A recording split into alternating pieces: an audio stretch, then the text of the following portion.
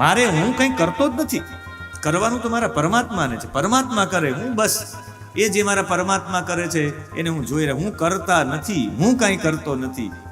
અહમ ન કુર્યાત, એટલું જે વિચારે, હું નથી કરતો, હું કાંઈ નથી કરતો, એટલું જ વિચારે. અહમ ન કુર્યાત જેવું વિચારે.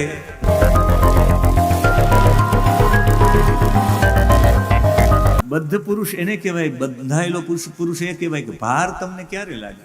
હું છેલ્લા આજે કાલે છેલ્લો દિવસ છે કથાનો, હું કેટલા દિવસથી બધાના ચહેરા વાંચું, રોજ બધાના ચહેરા. એમાં છેલ્લે એક બેન બેસે છે, એક પાછળ બેસે છે, આ તરફ ભાઈઓ બેસે છે, એના પ્રફુલ્લિત ચહેરા હું જોઉં. એટલા બધા એ રાજી હોય. એ મુક્ત પુરુષના લક્ષણ છે. આપણે અહીં કંઈ વ્યવસ્થા નથી કરવાની, આપણે કંઈ આયોજન નથી કરવાનું, આપણે મુક્ત છીએ. એટલે પ્રેમથી આમ સાંભળી શકું. વરસાદ બીજું કંઈ આવે તો એ તો સંદીપભાઈ ઉભા થાય, બધું છે એટલે. અને સંદીપભાઈને પણ બહુ ભાર નથી લાગ્યો. આ કથા કાલે વિરામ થઈ જશે, પણ લેશ માત્ર ભાર નથી લાગ્યો. હું કરું છું એવું વિચાર જ નથી કર્યો, બાકી એ બંધન થાય. ભાર તો લાગે, માથે લઈને ફરતા હોય કે ઓહો તો ભાર લાગે. માથે લઈને ન ફરતા હોય તમને ક્યારેય ન થાય. લગ્ન જેને ત્યાં હોય, લગ્ન જે આયોજન કરતા હોય એના માટે તમે ચહેરા જો. બદ્ધ અને મુક્ત પુરુષ ઓળખવા હોય તો એટલા જ ઓળખી શકાય. લગ્નમાં માનૈયાને ત્યાં જાઓ એ બધા તમને બદ્ધ લાગે, અને જાનૈયા મુક્ત હોય કે વ્યવસ્થા તો એ કરશે, આપણે શું. એમ જે જગતમાં મારે હું કંઈ કરતો જ નથી, કરવાનું તો મારા પરમાત્માને છે. પરમાત્મા કરે, હું બસ એ જે મારા પરમાત્મા કરે છે એને હું જોઈ રહ્યો. હું કરતા નથી, હું કંઈ કરતો નથી. અહમ ન કુર્યાત, એટલું જે વિચારે, હું નથી કરતો, હું કાંઈ નથી કરતો, એટલું જ વિચારે.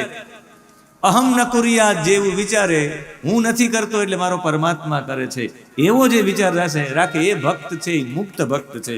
અને અજ્ઞાની વ્યક્તિ કે હું કરતા છું, મેં આને આમ છેતરી લીધો, મેં આમ કરી લીધું, મેં આની પાસે આમ કરી લીધું, એવું માને એટલે છેતરપિંડી આપણા શાસ્ત્રોમાં સૌથી મોટો દોષ છે. કોઈની છલ કરો કોઈ સાથે, એ છલમાં સૌથી વધારે તમારી અંદરનો બદ્ધ ભાવ થાય. અને બદ્ધ ભાવ થાય ત્યારે તમારે આવા બધા દુઃખ ભોગવવા પડે. જે પોતાની જાતને બહુ બુદ્ધિશાળી માનતો હોય ને એની પ્રજા નબળી થાય. જે પોતાની જાતને વધારે પડતો બુદ્ધિશાળી માનતો હોય કે હું આમ, એને એવા ભાર્યા એવા પત્ની મળે અસતીન. જે પોતાની જાતને વધારે પડતો બુદ્ધિશાળી માનતો હોય એને ઘેરે જ ગાયો દોવાનું દેતી હોય.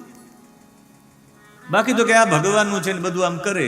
હમણાં અમારા વિસ્તારમાં એક મહાત્માએ 1 કરોડના યજ્ઞની જાહેરાત કરી, 108 કુંડી. અને એક તો હાવ ફકડ સાધુ. અને બધા હું મારી પાસે પણ એક વખતે મેંદરણા બધા આવ્યા, કહેતા હોય તો હું થોડું દ્રવ્ય આપું, બાકી 1 કરોડ તો હું કોઈને જણાવું, પણ 1 કરોડ બાપુને કહો કે માનતા ફેલ કરી નાખે. કે બાપુ કે મારો હનુમાન પૂરું કરશે, મારે તમારા કોઈની ક્યાં જરૂરિયાત છે. દેવું હોય તો દેજો, ન દેવું હોય તો નહીં, કે હનુમાન પૂરું કરશે. યજ્ઞ ચાલુ થઈ ગયો, બ્રાહ્મણોને બધાને બોલાવ્યા, બધી આખી વ્યવસ્થા 20 લાખ જ હતા, પણ યજ્ઞ પૂરો ન થયો ત્યાં સુધીમાં 1 કરોડ થઈ ગયા. કારણ કે હું નથી કરતો, અહમ ન કુર્યાત, ખાલી એટલું જ વિચાર્યું એને કે હું નથી કરતો, હનુમાનજી કરે, લાજ તારી જશે. અને એવો જેને વિચાર કર્યો એટલે આ બધા દુઃખની હારમાળા એને ભોગવવી પડે છે. જે બદ્ધ છે, મુક્ત રહેવા વાળા એટલું કરો કે મારા ઠાકોરજી કરે, મારા ઠાકોરજી કરે. અમે ઘણા બધા વર્ષો પહેલા ગોરડિયા સાહેબ કરીને એક ડોક્ટર છે અમેરિકાના, એ ગોરડિયા સાહેબના એકના એક દીકરા દિવંગત થઈ ગયા. અને એ દિવંગત થઈ ગયા પછી એને વિચાર્યું, એ ત્યાંનું બધું સર્વિસ છોડીને અમદાવાદ આવ્યા. સોલા ભાગવત વિદ્યાપીઠમાં ગુરુજનોને મળ્યા. એ લોકોએ કહ્યું શું કરવું, કે તમે બદ્રીનાથમાં એક ભાગવતજીનું પારાયણ કરાવો, ટોટલી ગુજરાતની પાઠશાળાના વિદ્યાર્થીને બોલાવો. ત્યારે હું 10મા ધોરણમાં ભણતો.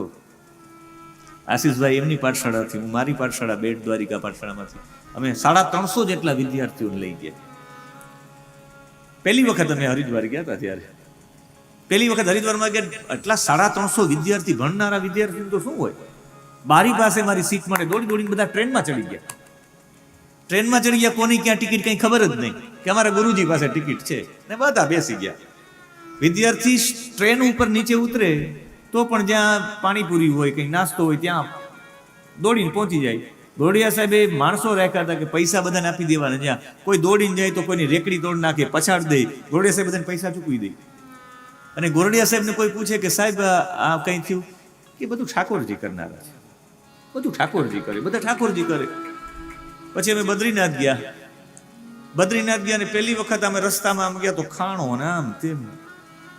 તો કોઈ સાહેબને પૂછ્યું કે સાહેબ ઓલી બસ નથી આવી, કઈ થયું ન હોય કે જેવી ઠાકોરજીની ઈચ્છા.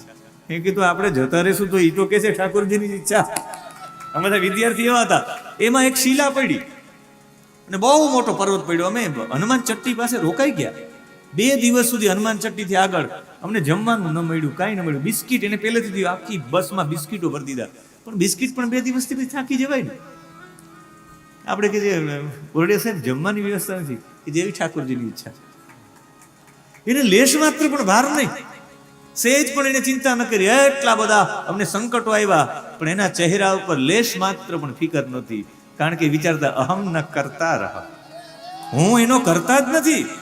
અહમ ન કુર્યાદ, અહમ ન કુર્યાદ, હું કરતો નથી, હું કરતો નથી. જેને મુક્ત થવું એના માટેનો જવાબ છે હું નથી કરતો, મારો પરમાત્મા કરે છે.